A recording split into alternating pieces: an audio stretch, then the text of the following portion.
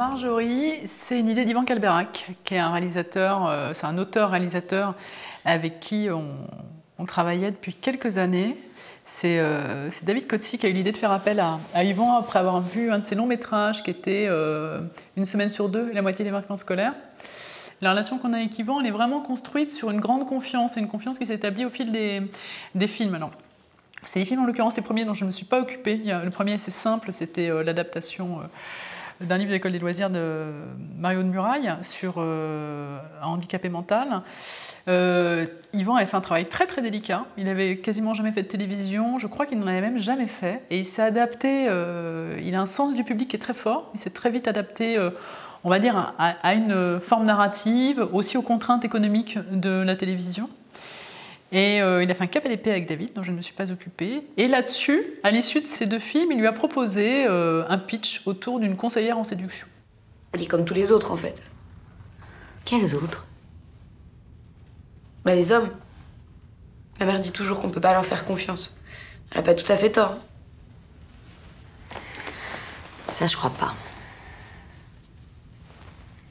Ce que je sais, c'est que la pensée est créatrice. Si vous avez une conviction, vous allez tout faire pour vous la confirmer. C'est-à-dire? C'est-à-dire, si vous pensez que vous n'avez pas de chance, à chaque fois qu'il va vous arriver quelque chose de négatif, vous allez vous dire « Ah bah oui, je le savais, j'ai pas de chance ». Mais si vous arrive quelque chose de positif, vous le remarquerez même pas. J'ai un ami comme ça. Il se convainc lui-même qu'il est complètement poisseux alors que pas plus qu'un autre. Vous semblez tout faire pour vous confirmer que les hommes ne sont pas fiables. Je m'en rends pas compte. La relation que vous entretenez avec votre mère, vous la définissez comment? On a rencontré chez France 2 une écoute très bienveillante. C'est-à-dire qu'on a rencontré avec France Camus quelque chose qui était, je pense qu'il a touché aussi. Et c'est vrai que son rôle a été vraiment déterminant dans la construction de cette série, de ce qu'on racontait, du travail aussi sur la quête du bonheur, en fait, tout bonnement.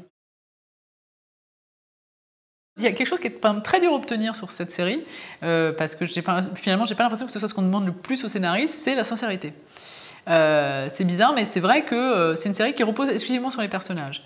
On s'est heurté, par exemple, sur cette série à beaucoup de pitch très cyniques sur les personnages, où on sentait beaucoup de deuxième degré sur...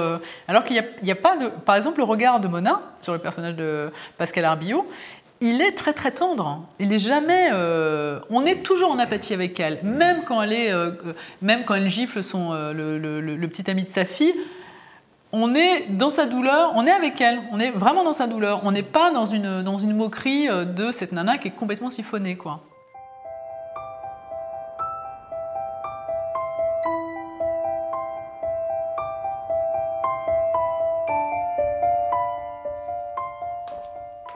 C'est Ivan Kalberak qui a créé la série, qui devait réaliser cet épisode, qui m'a appelé 2 mois avant le début du tournage en me disant voilà, je vais pas pouvoir le faire parce que je m'embarque sur mon long métrage.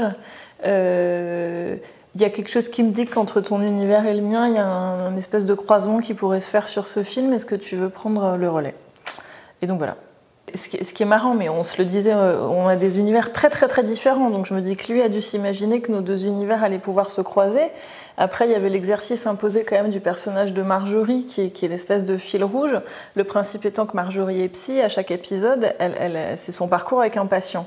Donc finalement, on peut se dire aussi que chaque épisode va prendre aussi la couleur du personnage qui va devenir le deuxième rôle principal de chaque film. Donc ce qui était rigolo, c'est à la fois de ne pas dénaturer ce personnage, en même temps moi de ne pas me compromettre en essayant de faire de Marjorie un personnage dans lequel je pouvais me retrouver. Rebondir aussi lui sur le casting qu'il avait choisi, parce qu'il y avait donc Anne Charrier, Valérie Carcenti, François Vincentelli et les 2 ados. Et donc c'est comment amener un ton, un univers, tout en respectant celui de l'autre.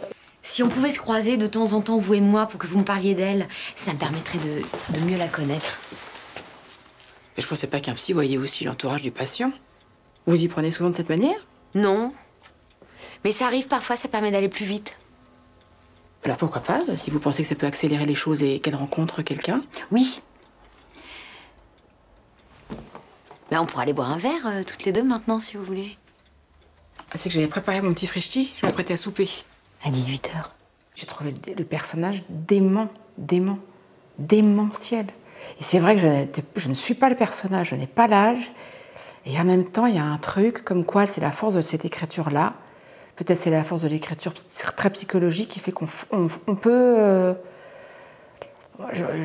J'ai jamais aussi peur de faire quelque chose, un rôle, parce que c'est... Physiquement, ça, je me disais comment je vais faire ça, comment je vais être crédible. Et en même temps, c'est Mona, et donc j'avais une confiance absolue. Ce qui est drôle, c'est la manière de construire un personnage. Je me souviens comment on a pataugé sur... La première scène, c'est le moment où elle téléphone à Marjorie pour lui dire « Oui, finalement, je veux bien vous voir », qui nous a pris mes 3 plombs et qui, effectivement, qui est une scène où le personnage n'est pas vraiment là, où c'est un peu faux. Où... Il n'y a pas de situation. Ouais, voilà, ça fait partie des scènes un peu qui sont l'exercice imposé aussi de cette série. C'est bon, évidemment, Marjorie, il faut qu'elle rencontre son patient, il faut que... Mais nous, c'était laborieux parce qu'on cherchait comment, à la fois, c'est Pascal, elle n'est pas grimée, mais comment elle est, est-ce qu'elle est angoissée, est-ce qu'elle est sèche, est-ce qu'elle est... Voilà. Et ce qui est génial, c'est comment, finalement, ce personnage se construit, et au bout d'un moment, on n'en parle même plus, Louise est là, quoi, en fait. Moi, c'est un truc qui me passionne, en fait, le mélange des genres. Je me dis, la vie est un mélange des genres permanent, et pourquoi est-ce qu'on enfermerait les films dans un seul registre? Et ce qui était drôle dans Marjorie, c'est que je me dis, ah tiens, c'est une autre manière d'envisager le mélange des genres, c'est-à-dire qu'on a ce personnage de Marjorie qui est ultra solaire, qui est Anne dans ce qu'elle a pu construire avec Yvan sur le premier épisode, et que je peux pas, moi, dénaturer, et puis qui est vraiment inhérent au personnage. Et en même temps, il y a Louise qui débarque, qui est une pure fabrication de nos deux univers mêlés, et comment ça peut s'imbriquer.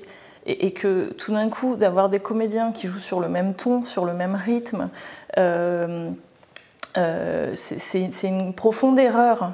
Merci. Vous avez vu les jeunes d'aujourd'hui, vous avez vu hein, ils forniquent sans se connaître et ils se quittent du jour au lendemain. Ah, ils se trahissent pour un oui, pour un non. Non, mais il y en a aussi qui ont une parole et qui la tiennent. Ah oui? Alors expliquez-moi pourquoi toutes les histoires que ma fille a eues se sont finies en autre boudin. Mais peut-être parce qu'elle est incapable d'être heureuse tant que vous l'êtes pas non plus. Ça veut dire quoi, ça? Si vous êtes incapable de faire confiance à un homme, elle aura beaucoup de mal à s'abandonner elle aussi. L'éducation, ça se fait beaucoup par l'exemple. Et puis vous avez 45 ans, pas 90, faut vivre un peu. Ça veut dire quoi, ça, vivre? Bah, faut aller au restaurant, rencontrer des gens, sortir, chanter, danser. Je vais pas jeter mon bonnet par-dessus les moulins juste pour vous faire plaisir. Oh. Pardon. Mais qu'est-ce que c'est que cette expression du Moyen-Âge? On dit plus ça depuis 1912, vous savez. Jeter son bonnet par-dessus les moulins, ça veut dire faire n'importe quoi. Ah non, mais je sais ce que ça veut dire, mais... Mais vous vivez à quelle époque, au juste? Ça suffit. Je vous interdis de me juger. C'est jouissif quand un personnage résonne avec un autre, évidemment, mais ça, c'est presque une affaire de structure de scénario. Par contre, réfléchir l'identité, le caractère, la manière de parler d'un personnage en fonction d'un registre dans lequel on voudrait inscrire le film, basiquement, on est dans une comédie, donc les comédiens vont être dans un registre de ton un peu décalé parce qu'on est là pour faire rire. Ce qui, moi, est une forme de jeu qui me met complètement à distance et me fait bien moins rire qu'une incarnation profonde d'un geste ou de quelque chose et qui tout d'un coup va résonner avec la vie, quoi. Ce personnage de Marjorie, Anne, je trouvais ça hyper intéressant aussi, mais entre guillemets comme dans la vie, que ce personnage qui est très solaire, qui est très déconnecté aussi d'une... où on sent, enfin, moi j'ai tendance à ultra intellectualiser, d'être hyper cérébral dans ma manière d'amener les choses, même sur des personnages qui comme ça peuvent justement être l'espèce de soleil qui est censé... Je me dis non, c'est pas possible, il faut chercher une profondeur. Et ce qui était joli avec Anne aussi, c'est de voir comment le personnage de Louise pouvait nourrir le personnage, et ce moment dans la séquence d'écrit où finalement elle se retourne et où elle pleure, où Anne elle est bouleversante et où ça c'est vraiment quelque chose qui est né le mélange des genres, c'est pas maintenir un genre à côté de l'autre. Non, tout ça, c'est très poreux. J'irai pas, alors arrête. C'est quoi ton problème, putain? Tu veux devenir première de ta classe? Moi, je peux pas y aller sans toi à cette soirée. Lâche-moi, je bosse. Ouais, mais vas-y, va bosser, ouais. Je peux savoir ce qui se passe? Ah, ça va, je suis pas en garde à vue. Chier. Audrey, je suis ta mère, tu me parles pas sur ce ton.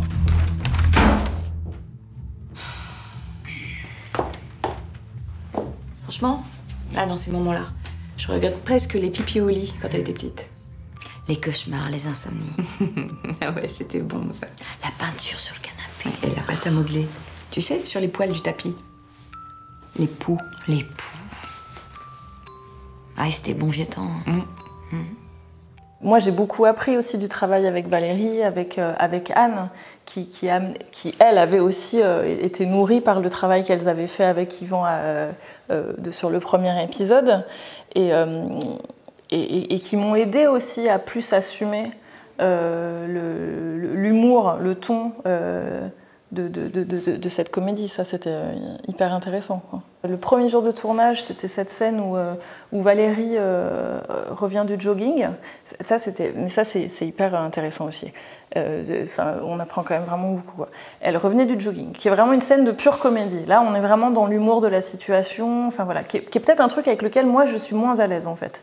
Que j'ai l'impression que justement on se met à distance, que les personnages, c'est plus de l'ordre de la répartie de la vie, ça devient une volonté de faire de la vanne. J'ai l'impression que du coup il va y avoir une distance, que ça va être désincarné. Enfin, ça me prend la tête, je suis pas à l'aise. On démarre le tournage avec cette scène, on fait 23 prises. J'ai monté la 5e. C'est-à-dire que spontanément, en fait, à un moment donné, il y avait une maîtrise de Valérie et d'Anne dans ce registre-là, avec lequel moi je me sens peut-être moins familier, contre lequel j'ai peut-être voulu lutter. Et finalement, plus on avançait, mais moi c'était la trouille du premier jour, etc. Je ne savais plus quel était le ton, en fait. Enfin, c'est chouette de se prendre la tête, en fait. Enfin, c'est joyeux, quoi.